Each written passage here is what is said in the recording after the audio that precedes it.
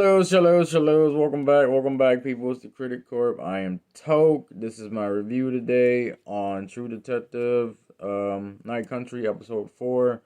Um, things are really taking off, man. They're on what, the eighth day of night, I believe. Yeah, 8 days a night, and things are just getting weirder and weirder by the second. I mean, like from seeing dead people to fucking seeing that little spiral sign to even just like the shit that they discover, like as far as like, you know the Annie case, murder case leading to the Salao station is just, man, that shit, they is breaking this shit down piece by piece, and is wild, cause um Navarro, she's really stern on this belief of fucking, how it's connecting to some spiritual shit, and Danvers is, she's not having it. She doesn't believe in that shit, but you can tell this episode is starting to bite at her, because she's seen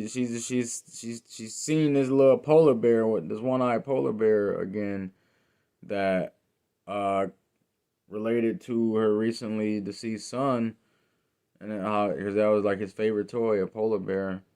And you know Navarro, she's seeing her recently, cause her sister killed herself this episode. It was sad. It was real sad. Um, but she already starting to see her dead sister, and it's just is real wild, man. It's real wild to see um these characters struggle with what's reality and what's not, and still dive deep, nose deep into this fucking case and figure shit out. Um, Shout outs to Peter, my man. Peter's my man. Like, prior, the freshman, the little rookie cop, he if it wasn't for him, I feel like Danvers and Navarro wouldn't even be as close to cracking the case as they are now. He just keep finding intel and shit to help them lead off of, to do further discovering of their case. This man finds a comparison case about a dude named Otis to the Salao station researchers, and how he had the same wounds as them and whatnot. And then he also fucking discovers where Clark might be, just from these fishermen who spotted a man in a coat, that little coat with the smiley face on the shoulder. Um, but it ended up being Otis. But still, that little tip right there helped Danvers and Navarro um, figure out a little bit more about where Clark might be hiding. Kinda, sorta, cause this man Otis, he's a junkie and strung out. So by the time Danvers caught up to this man, cause she was chasing him for a little bit, all he could say was night country, night country. He's in the night country. We're all in the night country now.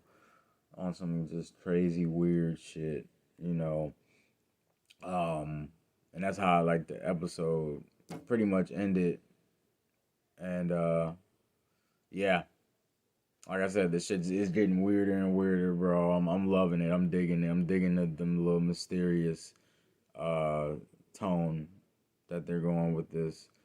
I most definitely have to go back and check out the previous seasons, because if it's somewhat like this, like, man, I'm gonna be locked in. It's gonna be a binger fucking moment right there. Um, But this episode also, besides the case, it really dove deep into the aspects of each character and what they're dealing with, outside of work, just reality shit type shit. And yeah, everyone seems a bit, alone in this. Danvers, Navarro, Hank, even with his bitch ass, Peter, you know, Rose, even, like they're all dealing with some shit to the fact where they realize they have no one. They have no one, and it's really taking a toll on them.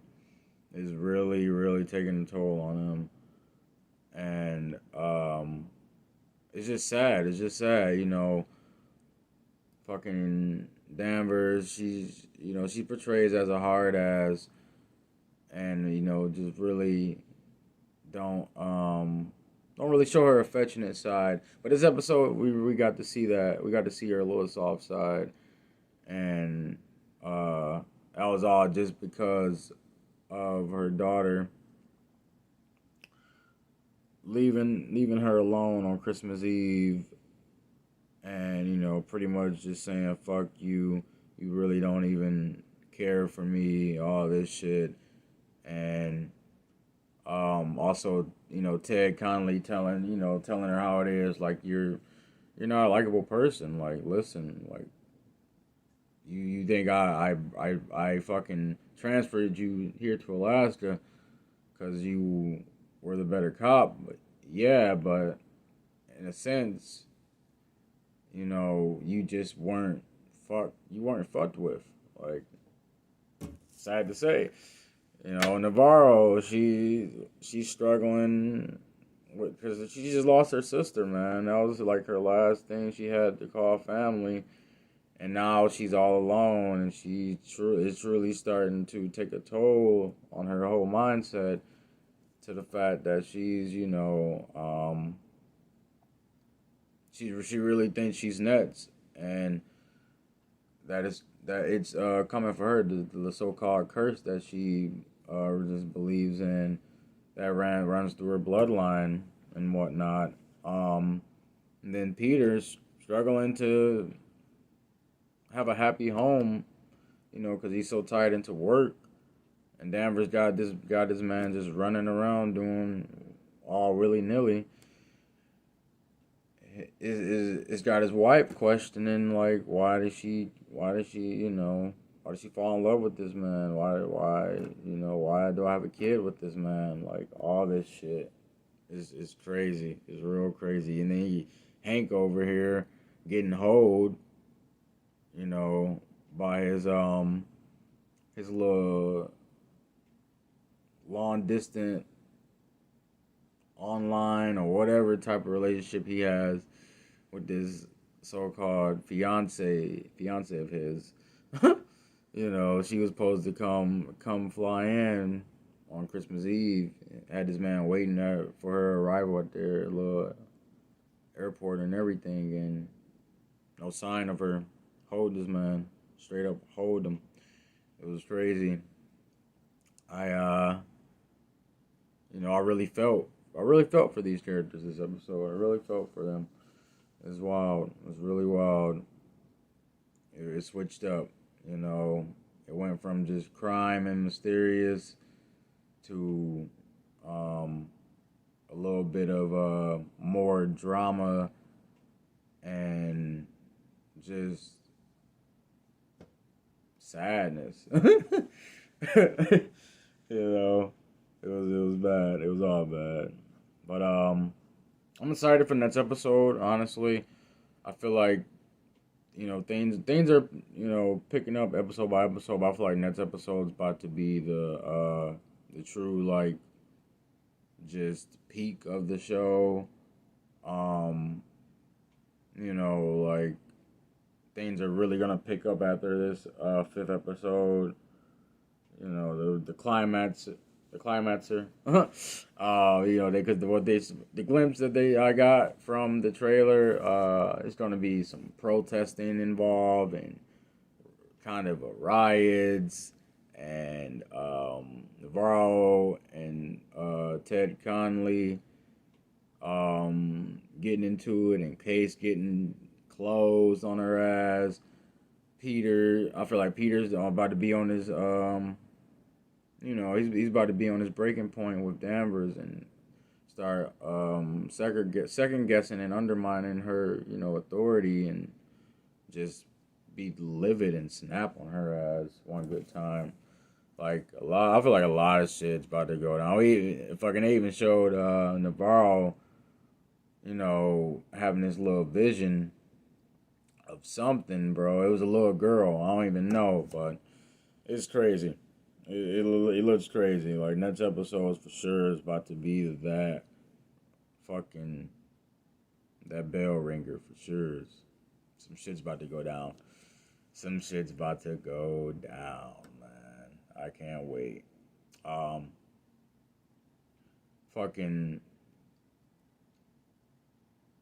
I also loved how, even though Danvers, you know, she was drunk and in her feelings, she figured out a real, like, important connection between Annie's little video in the cave and the Salau Station video, last video they had with the old boy saying how she's awake, and it's just you know, splitting off after that. Both videos ended in the same way. She noticed that, as if like it was a powder outage. So that's something really to piggyback off of, because like, what the fuck? It was you mean to tell me it was power in this cave? That's what Navarro was on too. Like, what? How the hell they got power in the cave? But you know, generators, whatever, you know, they're research scientists and shit like that. They can figure it out, I'm pretty sure. But yeah, man, them trying to locate this cave is the real is the real big factor. Like, if they find this cave, I feel like most of their answers are going to be you know, solved. Most of their questions are going to be solved. I meant to say, I'm sorry. Because this cave is just, it's imaginary. Navarro's done her research, and you know, there were no traces of bodies outside the cave. The girl Annie their body was found in town, so they, like Amber said, they had to have killed her in the cave and dumped her body into town or something. So, yeah, it's a lot of shit to still figure out, but I feel like it's steady. It's steady. Just it's going up. It's going up. Shit's like I said, is breaking and coming into surface. So, yeah.